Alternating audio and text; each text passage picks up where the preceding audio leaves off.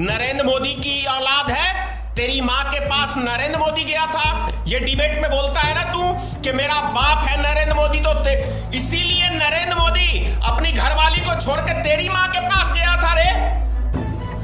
बेहुदा गोबर पात्रा, तेरे जैसे प्रवक्ता को रोड पे दौड़ा दौड़ा के जूते से मारना चाहिए, जूते से।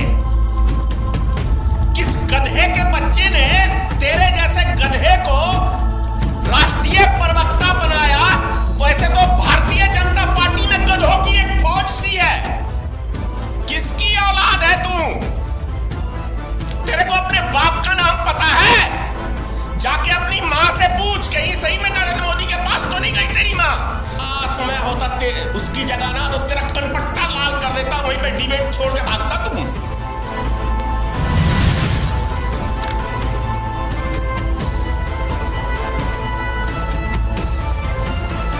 जय माता की मित्रों, मैं धनेश्वर महतो।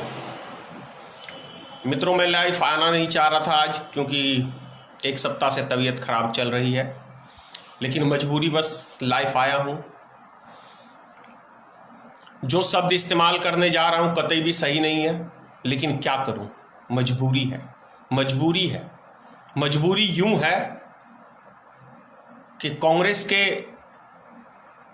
प्रवक्ता राजीव त्यागी जी, संबित पात्रा के डिबेट, उनके साथ डिबेट आज तक चैनल पे था, और उसके बाद जो उनको अब शब्द की भाषा किसी भी व्यक्ति के खिलाफ, संबित पात्रा को जैसे ठेकेदारी मिल गया है कि किसी भी व्यक्ति को डिबेट के अंदर किसी भी नाम से संबोधित करना, यह उसकी फितरत में बन गया है। तो मैं संबित पात्रा को यह कहना चाह रहा हूं,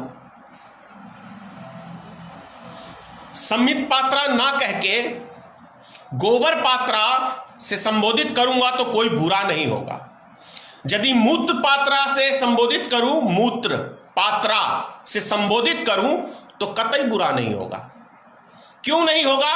क्योंकि जो व्यक्ति दूसरों को सम्मान नहीं दे सकता, वो किसी भी एंगल से खुद सम्मान के योग्य नहीं होता है। एक राष्ट्रीय प्रवक्ता का अपमान दूसरा राष्ट्रीय प्रवक्ता करे, डिबेट होनी चाहिए, होनी चाहिए, डिबेट हर मुद्दे पे होनी चाहिए, लेकिन किसी को सीमा पार करके बोलने की छूट नहीं होनी चाहिए। एक राष्ट्रीय प्रवक्ता होने के नाते किसी भी प्रवक्ता को वो जयचंद की औलाद बता देता है, पाकिस्तान की औलाद बता देता है, तो तू क्या नरेंद्र मोदी की औलाद है? तेरी माँ के पास नरेंद्र मोदी गया था? ये डिबेट में बोलता है ना तू कि मेरा बाप है नरेंद्र मोदी, तो इसीलिए नरेंद्र मोदी अपनी घरवाली को छोड़ के तेरी माँ के पास गया था रे। बेहुदा गोबर पात्रा, तेरे जैसे प्रवक्ता को रोड पे दौड़ा दौड़ा के जूते से मारना चाहिए, जूते से। और जब तक नहीं मारना बंद नहीं करना चाहिए, जब तक तेरी लैंग्वेज सुधार ना जाए और तुझे सम्मान की भाषा ना आए। किस गधे के बच्चे ने तेरे जैसे गधे को राष्ट्रीय प्रवक्ता बनाया? वैसे तो भारतीय जनता पार्टी में गधों की एक फौज सी है। पूरे देश की ऐसी तैसी करके छोड़ दिया नरेंद्र मोदी ने, और उसको अपना तू बाप मानता है। भारत को डुबा के छोड़ दिया और तू उसको अपना बाप मानता है, और सारे विपक्षी पाकिस्तान के हो गए। उससे पहले तेरा दादा देश को चलाता था क्या? 7 साल में आ गया, तो ये 7वां साल है ना मोदी का। क्या चीज? घंटी बजाया, घंटा बजाया, थाली बजवाया, क्या हासिल किया? दुनिया का नंबर 2 स्थान है अभी कोरोना वायरस में। अबे शर्म बेहाया की औलाद हो, पता नहीं किस गंदी गटर की नाली के कीड़े हो जो बेशर्मी से डिबेट पे तुम लोग आते हो। शर्म नहीं है कहीं भी? ऐसा लगता कि भारतीय जनता पार्टी का मतलब है एक बेशर्मों की पार्टी।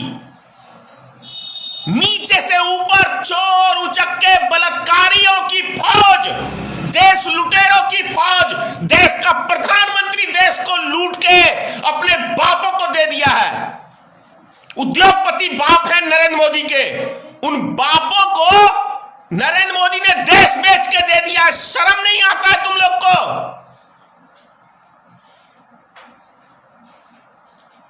कांग्रेस ने 70 साल में अर्जा है और तेरे बाप नरेंद्र मोदी ने 7 साल में पूरे देश को बेचा है। यह हकीकत है। सुन रहे गोबर पात्रा और सुनो रे आरएसएस के दल्लो, मरवा दोगे मुझे परवाह नहीं है, मरना तो साला 2 दिन में 4 दिन बाद है, लेकिन देश की जनता को फिर जन्म लूंगा और तुम जैसे साले नालायक हरामियों को सुधारूंगा। इसीलिए राजनीतिक दल बनाया हूं। काश 40 साल पहले मैं राजनीतिक दल बनाया तो तुम्हारे जैसों की मैं बहुत चीज सही कर देता, लेकिन देर ही सही दुरुस्त आया हूं राजनीतिक में। तुम जैसे हरामियों को सुधारने के लिए आया हूं। हरामी की औलादो, पता नहीं कौन सी गंदी नाली के गटर के सालों कीड़ो हो, बेशरम की तरह डिबेट करते हो जयचंद की औलाद। और तू किसकी, अमेरिका की औलाद है कि सावरकर की औलाद है कि नरेंद्र मोदी की औलाद है? किसकी औलाद है रे? किसकी औलाद है तू? तेरे को अपने बाप का नाम पता है? जाके अपनी मां से पूछ, कहीं सही में नरेंद्र मोदी के पास तो नहीं गई तेरी मां? इसीलिए इतनी बदतमीजी से उसके खिलाफ तू सुनना नहीं चाहता। प्रवक्ता होने का यह मतलब नहीं है कि तू किसी की उतारता रहे और तू बचता रहे। काश मैं होता उसकी जगह ना तो तेरा कनपट्टा लाल कर देता, वहीं पे डिबेट छोड़ के भागता तुम। अरे बुढ़ापे में बहुत है अभी जान। तेरे जैसे हरामियों को मैंने पता नहीं कितनों को सालों को सुधारा है। हरामी की औलाद, तमीज नाम की चीज नहीं यार। डिबेट पे ये साले दल्ले, आज तक वाले, एबीपी न्यूज वाले और ये न्यूज 18 वाले, रिपब्लिक भारत वाले, ये साले सारे भाजपा का चैनल है ना, तुम्हारे बाप का चैनल खोल के बैठा हुआ। इसलिए जो कुत्ते की तरह चंद रुपए सालों प्रवक्ताओं और ये एंकरों 2 रुपए में साले अपनी ईमान को बेचते हो, देश को बेचते हो, और कोई काम धंधा नहीं है भड़ुओ। सालों देश को बेच दिया इन गधे पत्रकार, साले दलाल, देश के मोदी की दलाली, आरएसएस की दलाली करने वाले ये पत्रकार जिनको तमीज नहीं है पत्रकारिता करने का, उन दल्लों को बुला लेता है और वो एंकरिंग करते हैं अपने बाप नरेंद्र मोदी की, जैसे तुम्हारी मां का यार है ये। अबे अपनी घरवाली तो संभाल नहीं पाया तो तुम्हारी मां का भी यार नहीं होगा ये।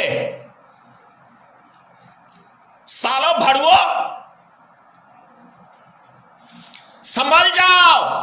आज तक 70 साल के इतिहास में जनता ने किसी दूसरे नेताओं को दौड़ा के नहीं मारा है, भाजपा के सांसद को ही मारा है। जनता समझ रही है, वो दिन दूर नहीं है कि तुम्हारे जैसे पत्रकारों को जनता रोड पे दौड़ा के ना मारे गोली, और तुम्हारे जैसे गधे नेताओं को और जो देश का गद्दार प्रधानमंत्री है वैसे को दौड़ा के ना मारे। इसीलिए तो 7 साल में शर्म चुल्लू भर पानी में डूब मरे नरेंद्र मोदी। दुनिया का पहला प्रधानमंत्री है जो 7 साल में एक प्रेस कॉन्फ्रेंस नहीं किया। आएगा किस मुंह से? अरे आएगा किस मुंह से नरेंद्र मोदी डिबेट करने के लिए, प्रेस कॉन्फ्रेंस करने के लिए? किस मुंह से आएगा? क्या बोलता था 2014-13 में? कहीं पूछ ना ले कोई ईमानदार पत्रकार, देशभक्त पत्रकार सवाल, तो शर्म के मारे मुंह छुपाए। एक डिबेट किया था, एक प्रेस कॉन्फ्रेंस, वो भी अपने चेले को, अमित शाह को पकड़ा दिया था। प्रधानमंत्री सबका जवाब नहीं देंगे। अबे जवाब देने लायक हो, कहीं मुंह दिखाने लायक हो? कहीं जाओगे किसी से डिस्कशन करने के लिए?